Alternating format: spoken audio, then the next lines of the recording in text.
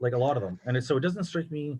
So it's just oddly, it doesn't strike me as news. To be fair, the same as shocking news. It seems as if I heard this like 3 months ago, kind of thing.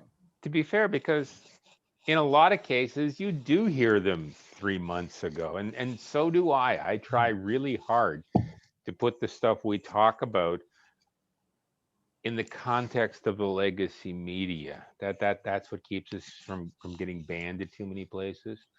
Uh, By what do you mean by that specifically? In context of what their lines that they've drawn that we're allowed to go yeah. outside of? Like, Well, tonight we're gonna see some Styx Hexenhammer stuff, and I really like Styx. Don't get me wrong; he's a really cool guy, but he's obviously alt media. He's not even a Tim Pool. He's way out there. His name is Styx Hexenhammer 666. So you know some of his hobbies. you know what? Like honestly, maybe it's his hair. I'm not Yeah, sure, but something about that doesn't make him seem like a Peter Mansbridge kind of journalist, at least. But but Styx, I like him you enough. go. I like him enough, Yeah, though. but Styx isn't a gateway drug to the alt media. Corbett is. Corbett comes across as being very sane, sensible, and logical. Mhm. I agree. Uh, some of the others come across as being really well. Some not so much. The Last American Vagabond comes across as being very capable and very competent, but not traditional media. I 100% agree with that as well. Yeah, and Corbett can do traditional media. So what I do is I try and wait till the legacy media has caught up to all the things we've known in over a period of months, sometimes over a period of years, because that's what the people who are sitting on the fence are looking at.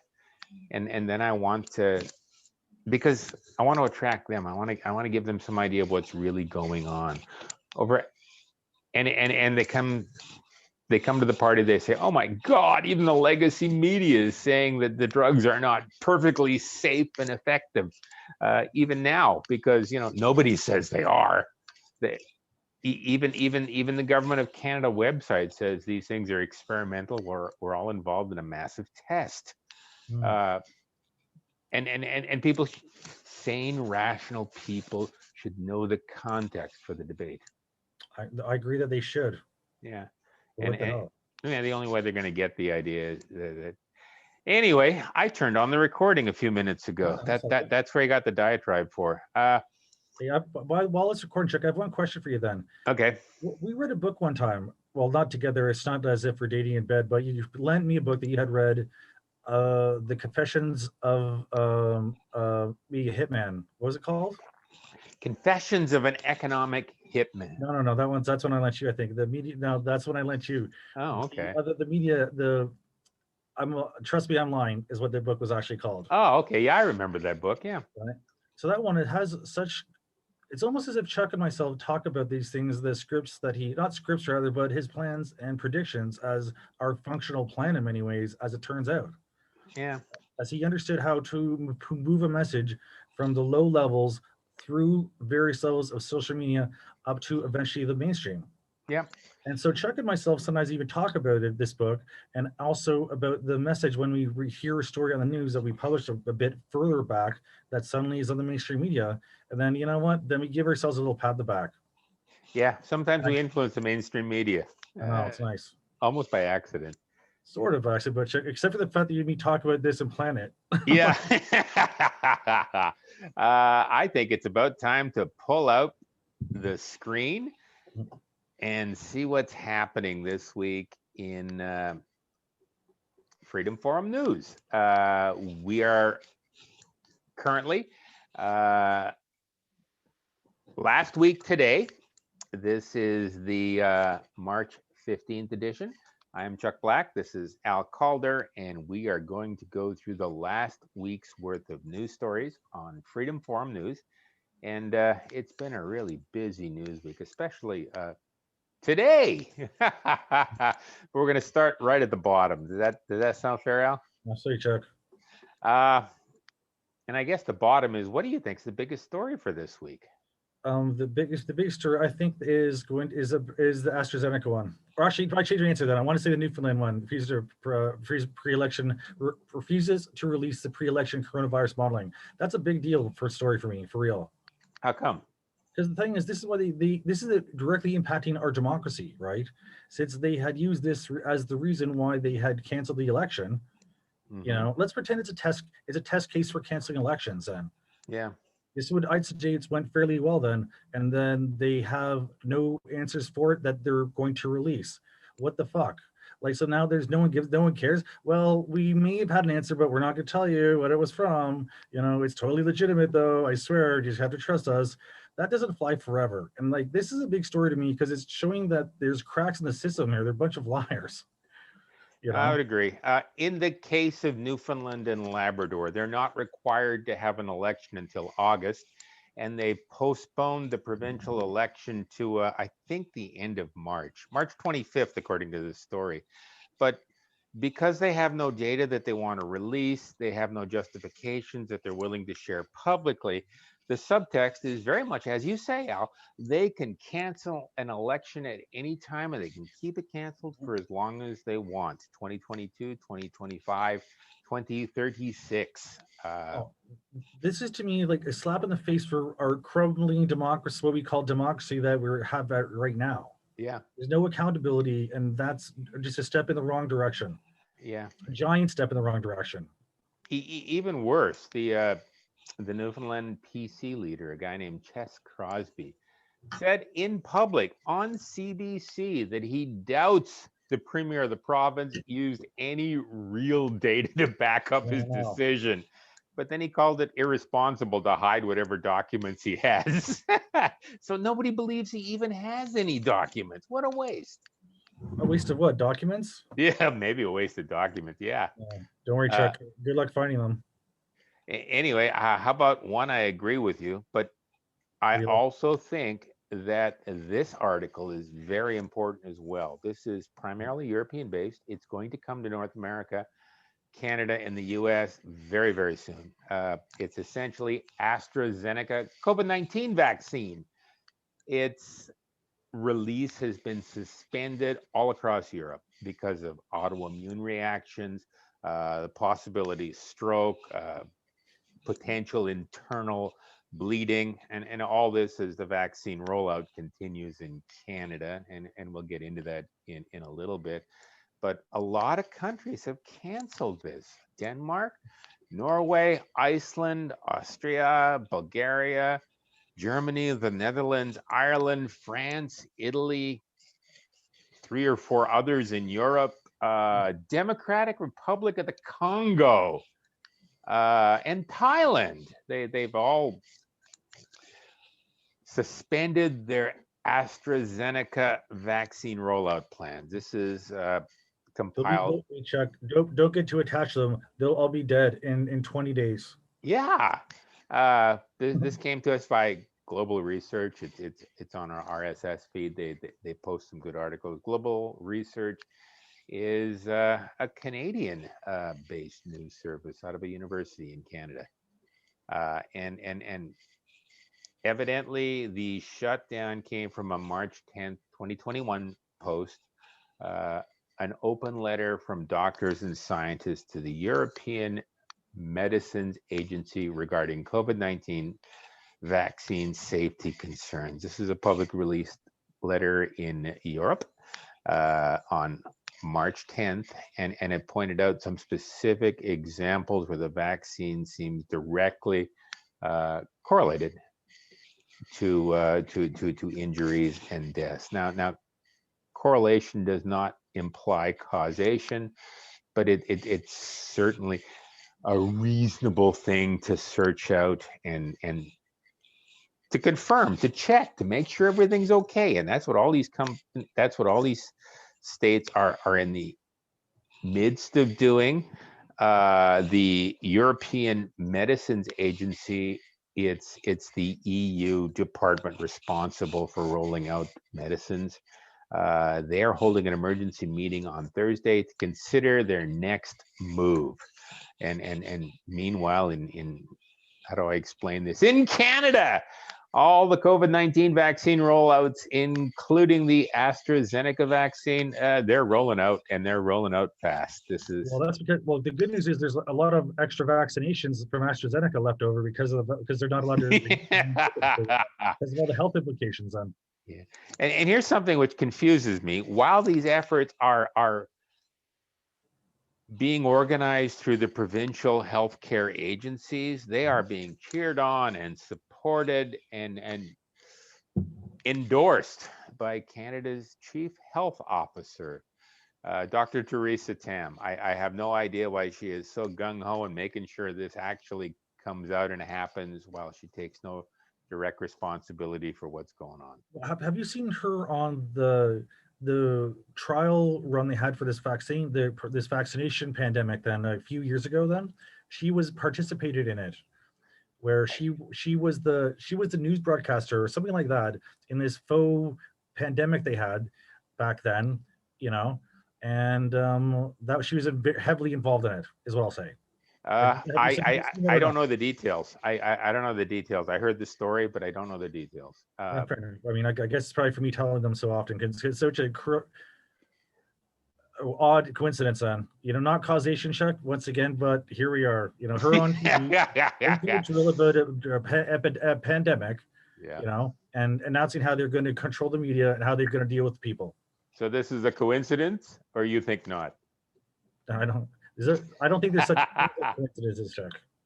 I expect this issue to fly over the ocean over the next 3 or 4 days and be actually picked up by the legacy media in Canada. They won't do it because they want to. They'll do it because of organizations like ours pushing out the word despite what the official word is.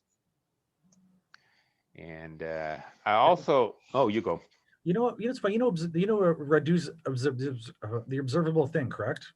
Right? He is, he's a videographer. He does some really good work. Sorry to ask you a question that cut you off, but he was telling me that he gets a lot of his views from Canberra in Australia. Then some Canberra paperwork, or not paper rather, but publication of some sort. Which I agree. Like the capital city of Australia, then Canberra. Yeah, but it was anyhow. I just thought that's very interesting. Then I just thought that was worth mentioning though, for some reason. We're very lucky. We're in enough of a worldwide distributed environment so that if a national government tries to cut down the flow of information, much like what Canada is doing right now, much like what communist China has been doing in the past, or concurrently even, but it's reasonably easy to get the information from other sources. And I noticed that there's been a lot of stories about Canada that have broke recently in foreign newspapers and foreign news outlets. And speaking of which, it's not a conspiracy theory if they tell you they are doing it intentionally. China has just urged the World Health Organization to let it run global vaccine passport system. And this is for all those people who don't think we'll ever have to have a COVID passport to take a plane. Who the hell thinks that? Not me. I'm not a conspiracy theorist. Not a chance. I don't understand why here's the thing. The problem in my mind is that it works in incremental steps. Then, so people they'll just break one belief of theirs and just let a little bit of it slip. You know, because not a big deal. You know, wash my hands, put a mask on, not a big deal. But these are all steps in the way of these things, though. On steps towards what they're trying to get us to do is pay for this vaccination, right? I agree. The story goes a little further next week, and then a little further, and before you know it, it's reasonable to do all sorts of stupid things. But then the vaccination becomes a boogeyman that's hiding under your bed that does not exist. But that does not mean that the virus goes away. It does not mean that the rules go away. It does not mean that we do not need stricter enforcement of rules for a virus that's not doing any goddamn damage. I agree. When you put it that way, it's hard to disagree.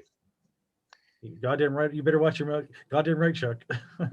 And one other thing that it's worth noting, CERB. How many people watching tonight have some sort of CERB credit? Most of the people I work with got CERB money. I didn't. My parents got CERB money. I think several million people in Canada got CERB money. There is a CERB audit out of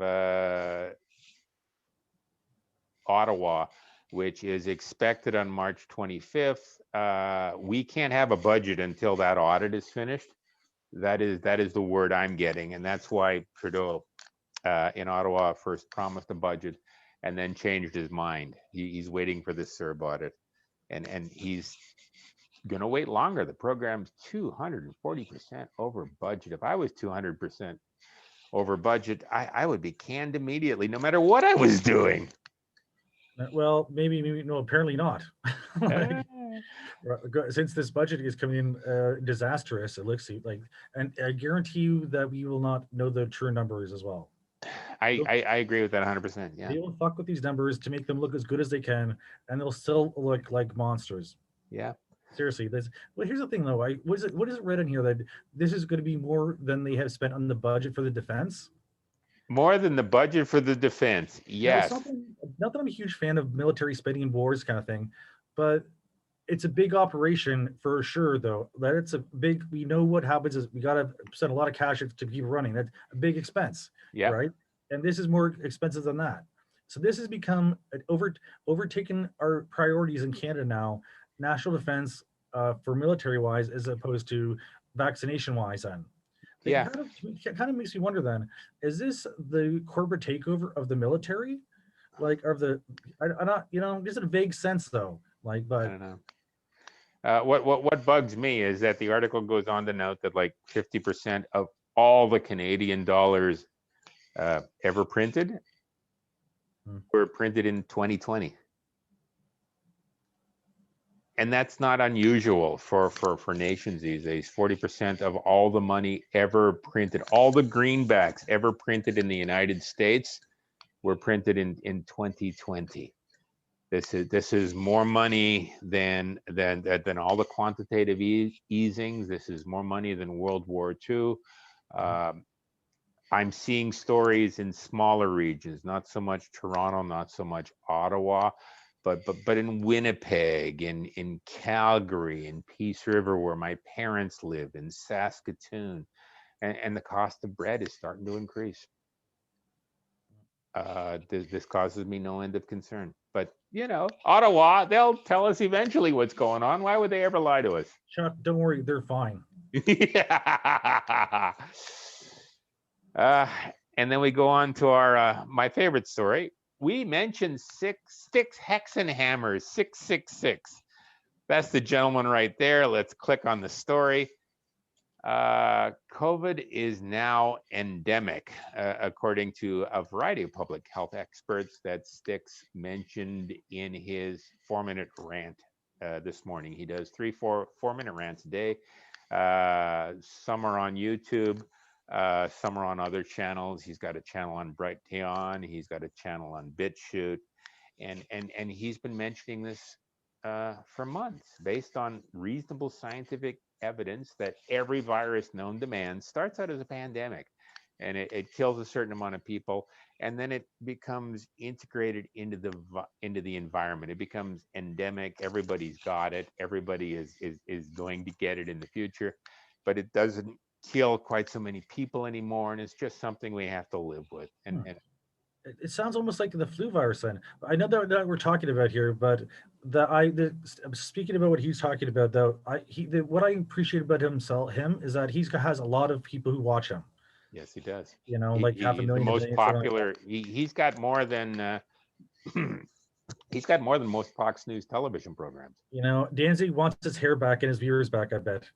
But but also the fact that he has that many viewers and says this shit is a big deal for real. Yeah.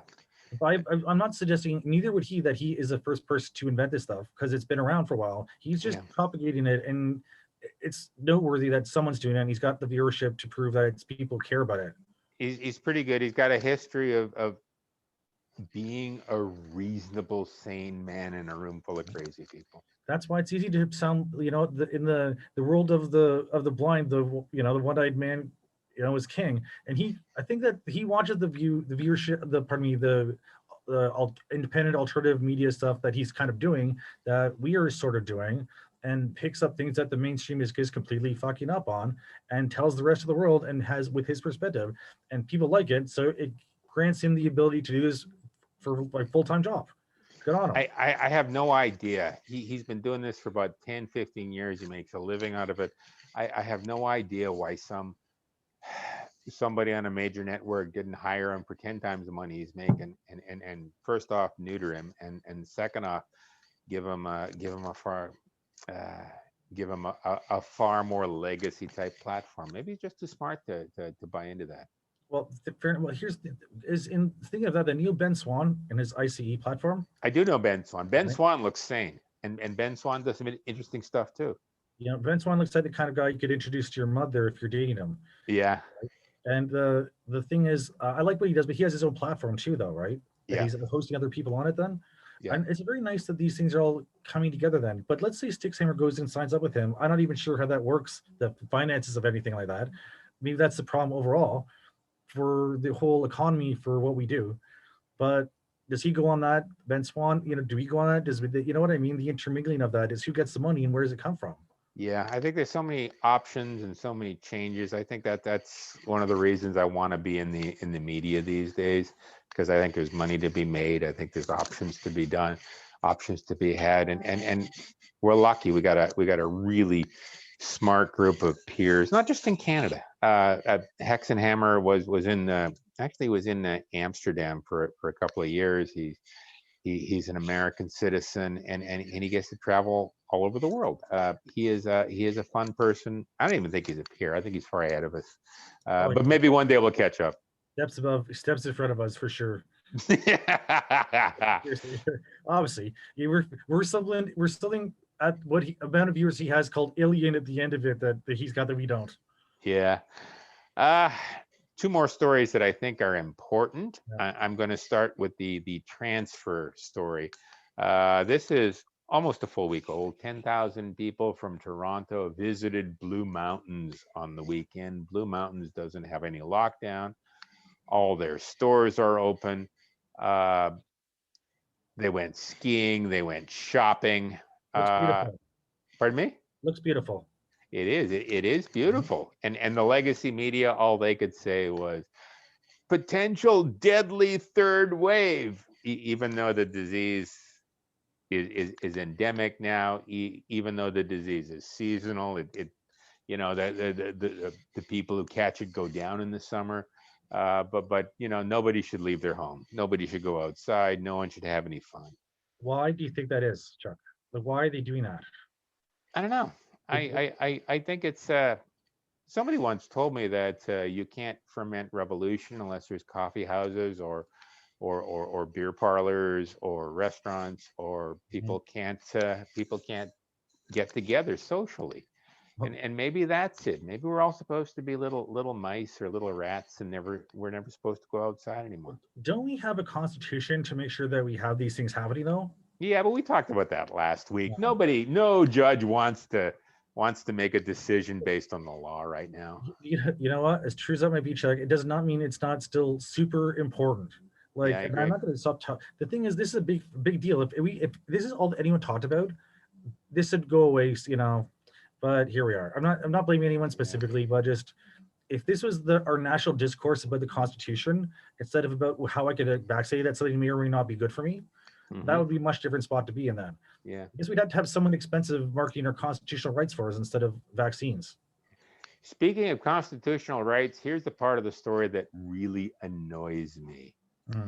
This story was put together in part using cell phone location tracking data through a marketing firm, Environics Analytics. So whoever did this story got the retail version of all the data that the government and the military and the spies get to track us around every day. They release that kind of information, do they, to a private company, the Environics Analytics, to publish on the make a show about? Oh, only if you pay them money. We don't get that. We don't have enough money.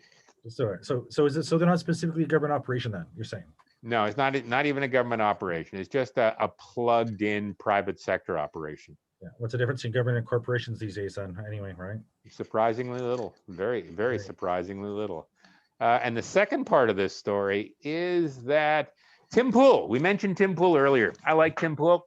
he is like the biggest audience of an independent YouTuber these days, and his Right. pitch is that a lot of Americans have migrated out of large cities in 2020. Now, the data I got to support this was from a company called Top Marketing Agency, which sent it to me directly because I'm on the right list these days. They gave an overview of the data they collected using cell phone data from an American company. And if I have the right amount of money, I can learn that of the 29 American cities tracked over the last year in 2020, 27 of them underwent population drops. And these population drops were mostly the affluent with second homes. People who went to places like Blue Mountain because everything was open, and they've started calling their summer home their primary residence, and they are not going to pay taxes to these major cities anymore. And San Francisco down here, which seems to have lost 6-7% of its population, they are going to have trouble putting together their budget next year. I just feel so bad for rich people though. Like, Well, the no, rich people are doing fine. It's the people like you who are left behind in the big, and me, who are left behind in the big cities. We're going to lose all our services soon.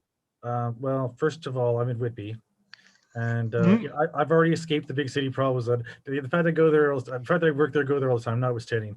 But I like, live you in know, downtown Toronto. I know, I get it. I know, I know, Chuck. I helped you move. Yeah. but, but the thing is that it's not a big deal except for the tax reasons you're suggesting. Then Yeah, I would say so. But there's a whole, there are economic questions. If the major cities in each region start going bankrupt, Mhm. at some point that'll drop the credit worthiness of the mid-level cities and the lower level cities, uh, because there won't be that much money flowing into the into the provincial government, and I don't know, we may end up defunding the police by accident. You mean going bankrupt, Chuck? Not defunding the police. I mean that we'll defund everything. I was trying to be nice. No, the thing is, we'll look at. I think an example of like evidence-based decision making. Detroit would be a good spot to look at. Yeah, no, I agree. They've been Detroit broke is, forever, yeah, and they were broke as soon as they started moving the automotive factories to Mexico. yep, And then people left Detroit, and then they started burning down Detroit every Halloween. yep. Like, and that's Tim, not where I want to live. No one wants to live there. So Detroit started demolishing houses to raise the property value. They started evicting people and giving them fair market values for their houses, and then demolishing the houses while these people couldn't afford another house. They gave yeah. them like they gave them what it was worth, which is jack shit. And then good luck with living in Detroit on nothing. I've heard the mayor of New York has been buying up property. Well, he's not an idiot. Yeah. I would also note that Tim Pool noted this trend, and his story is more about how elites want people living in pods and eating bugs in cities, Yeah. and for them moving to the country is a great solution. So all the rich are going to move to the country. Uh, Everybody who's poor, we're all going to become pod people in downtown Toronto, and live off bugs. So Well, that's I don't like that story. I don't think it's the most important one this week, but I don't like that story. I And grow. This it is doesn't. They're all important stories. So, but I agree with you as well. It's not the most important, not the most important one necessarily though. Now, yeah, what about the police Elmer Hildebrand story? Reverend Henry Hildebrand, a personal hero of both you and I. He's the Sorry. pastor of the Church of God in Aylmer, Ontario. He put up a video about a week ago. I think it was Monday evening, just after we finished our recording last week. And he noted that the legacy media had noted an outbreak of COVID at the police college just outside of Aylmer, Ontario. 100 plus cases over a period of a month or so, maybe a couple of months. And he mentioned that he understands that this is a dangerous situation. He understands that needs must be met, and he wishes the police all the best. He is worried about all the police who come into his church on Sunday. He's afraid that they may affect that they may infect his parishioners, and he's also wondering why that all these people can get a disease at the police academy, and the police academy remains open and the police remain in business. But his parishioners, every week the police come by and the police try and close down the Church of God, and he's worried about that, not just for his flock, but for several dozen flocks all across Canada that are having very much the same issues with their local police. The Church of God as well. There's people in jail for it, as we've covered before too. That's still in jail. Yeah, the guy in Calgary, we talked about Yeah. him last week. He'll be in jail till May. I wonder if we should maybe call up Hildebrand and ask him if he wants to go to jail for this. Son, Yeah, he'd say he doesn't want to, but he will if he has to. I agree. I know he will. Yeah, but Hildebrand's a mover and a shaker. He brings a moral certainty to these issues that government generally doesn't have. Also note this week, we have our Rosemary Free story. She talks about safety data. Most of these vaccines on the market right now don't have any long-term safety data because most of them are less than a year old. It takes 4 or 5 years to develop the long-term database. I love this article, Chuck. I truly did, but it's just a bit of a read, right? The problem is, it's academic to a certain extent. But if you love reading stuff like this thing, I love this article. I eat this stuff right up. But anyway. And to be fair, this is the sort of piece that gets the attention of people on the edge. It's full of reason and evidence and facts, and it doesn't have any preconceived notions. It aims to tell the truth, and I very much like that. So just so I'm clear, you just called me on the edge. Okay. No, you're woke, Al. You're woke. I've got over the edge on. We have the one-on-one with Doug Forrest and Kelly Hammer. She is also in Calgary. This is the last of our Doug Forrest interviews with Calgary advocates. Calgary and BC is a hotbed in the freedom movement. We don't do enough about them. That's one of our problems. Everybody does a little bit of coverage on what's local to them. If we had a way just to compare, near as I can tell, there's like 24 protests every weekend, each with 100 or 200 or 300 people. That's going to get bigger as the summer goes on, and the legacy media doesn't do anything with this. One day we should do more. You know what? I agree with you as well. The thing is, what I like about Calgary too is they have Alberta gets out of Canada movement. Yeah. You know, the 55th state or whatever the hell it is down then. But they have they're serious about this shit. They really are. I've got friends in Calgary. They're like, seriously, they're ready to go. They've had enough. They're sick of getting ripped off by the government for things like their resources, and then they get shut down, tell them they can't do it. And they're pissed off about it. And I get that. Of course. My parents live in Alberta, and my dad keeps saying that the locals can't do anything, and he remembers the Pierre Trudeau administration and the national energy policy, and it destroyed Calgary, it destroyed Alberta for a generation, and now those goddamn bastards in Ottawa are doing it again. You know what? I'm guessing that your dad uses the offensive words in normal conversation then, Chuck, but I'm glad you didn't. But speaking of fuddle duddle, what about we didn't cover the anti-lockdown political beliefs at the center of child custody battles last week, did we, Chuck? We did, oddly enough. This was actually a case it was about a week and a half old.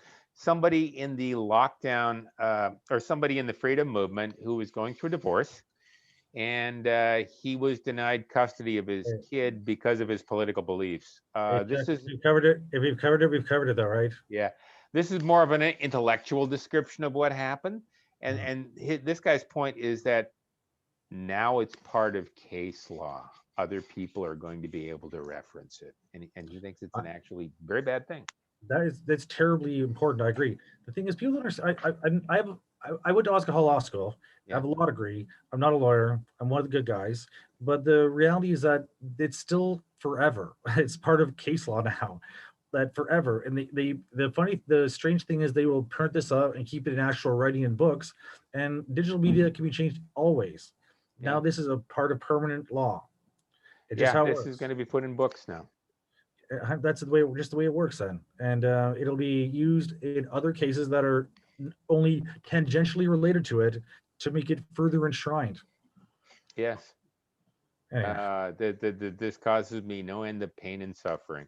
you're right, Chuck. I 100% agree that where the hell is this thing on the front page of anything? Or why is any newspaper not carrying this garbage then? Because it's just not. I don't understand why no one cares. It just makes me insane that no one cares about this shit. I don't know. I don't They know. just, do you think that just people just don't understand it, or they just don't want to know it, or they just don't want to don't they just don't care? I don't know. Like, are we doing a shitty job of explaining it?